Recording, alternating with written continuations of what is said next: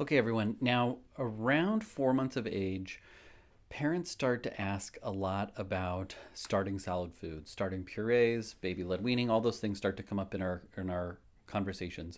So in this video, what we're going to do is talk through exactly what it looks like for when you should start solid foods. Now, a lot of parents come into my office and they wonder, when are we supposed to start solid foods? Because they read online that a friend started them like ridiculously early, like isn't that a choking hazard? And then you've got parents that are waiting for a seemingly really long period of time. You see the pictures of the babies on Instagram with the stuff all over their face, and you want to know when you can do that for your child. And that's totally normal. And as we get started in this video, I think the most important thing for you to take away is there's no perfect time to start. There's no perfect moment that you have to start solid foods. You can do what's right for your family. You can do what's right for the context of your home. You can do what's right for your baby and for you as parents, because there's a lot of things that go into feeding. It's not just you have to start on this day or something bad will happen. Now, as we get started, please take a moment, hit subscribe, because I don't want you to miss any more of the videos that I put out about parenting, pediatrics, especially in the first 5 years of life. That's kind of where my focus is, and that's what I really love helping parents with, is those first 5 years of life. So if you haven't already, hit subscribe. If you hit the little bell, then you'll be notified every time that we have a new video or that we go live. Okay, so a few things as we talk about starting solid foods. First is baby's age. That's the easiest one. Now, most babies are ready to start solid foods between 4 and 6 months of age.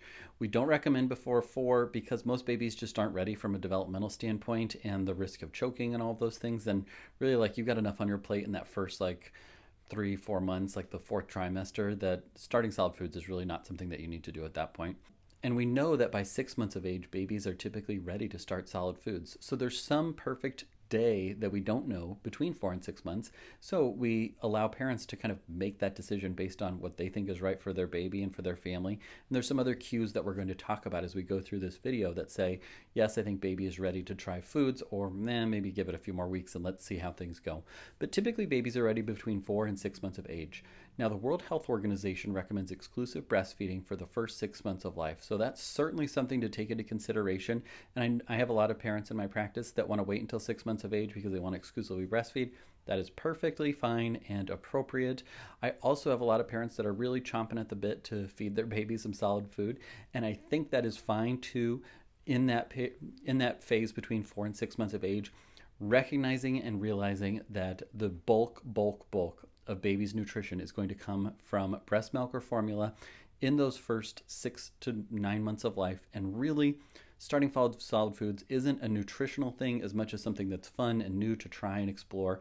It's not something that's going to replace breastfeeding. It's not something that's going to replace bottle feeding. So you don't have to worry about that or expect that that's going to make a major dent in breastfeeding success, feeding bottles, anything like that. It's not going to save you money on formula. It's not going to decrease your nursing sessions. Nothing like that is going to come from starting solid foods between 4 and 6 months of life. So, age, somewhere between 4 and 6 months of life. Perfectly fine. Now, we also look at milestones, and that kind of gives us some clues as to developmentally if baby is ready or not. We know that babies all develop at different time periods. Some babies walk early, some babies talk early, some babies walk later, talk later, crawl later, sit up later. There's a wide spectrum of normal, and a lot of parents are worried or wonder if their child is delayed or too far ahead or something like that. But in general, what I do is just try and reassure parents that in the first years of life, things happen at a really fast pace. And so you might see that neighbor kid or cousin or whomever walking a couple months before your child.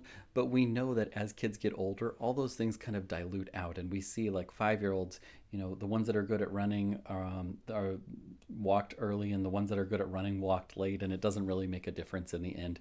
It's just that everything is truncated and so much changes so quickly in the first few months that it really accentuates the differences between babies. And so we know that all babies reach milestones at their own time, and that is perfectly fine and okay. Milestones that I look for in general for when to start solid foods. One is, do we have some good truncal tone? Now, most babies this age will kind of lean and still slide over if given the opportunity. They don't sit up straight on their own at this age, and that's totally normal, and you don't have to do that in order to start solid foods or start sitting in a high chair. But if you put baby in the high chair and immediately it's like, or off to the side and you really can't get them to sit up straight, then their tone is probably not quite telling us that they're ready to start solid food. So I'd give it a couple more weeks and see if they start to improve. You can practice, you can sit them on your lap, you can sit them up a little bit and see. It's not anything that you have to rush or practice on a regular basis, but if you want to give it a try and see if they make progress in the coming weeks, that's totally fine. The other thing that you'll notice is that babies, when they're ready to start solid foods, they start noticing the food around them.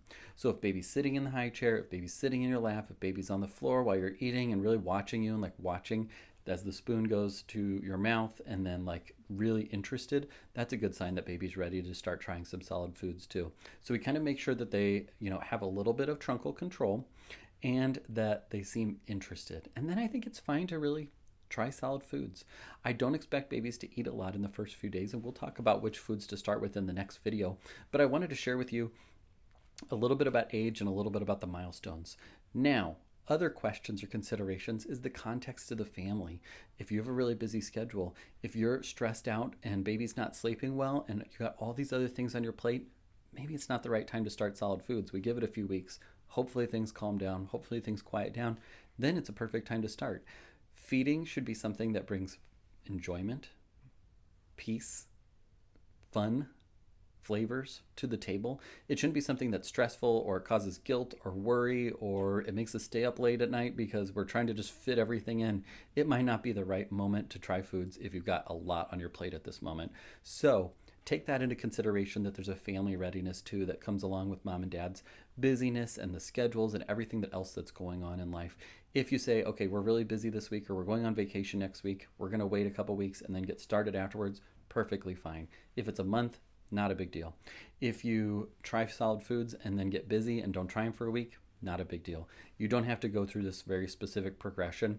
You can miss a day, you can miss a week. It's not a big deal at the end of the day when you're starting solid foods. It should be something that brings fun, enjoyment, and joy to the entire family.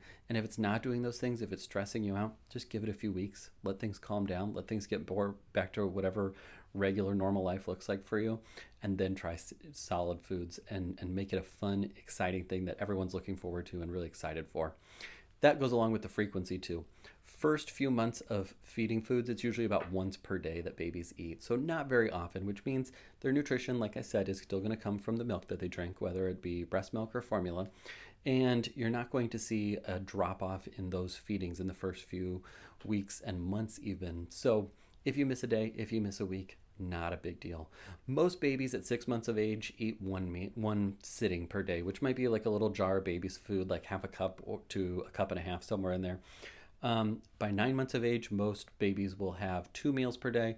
By 12 months of age, most babies will have 3 meals per day, snacks in between, nursing sessions still as wanting to, and go from there.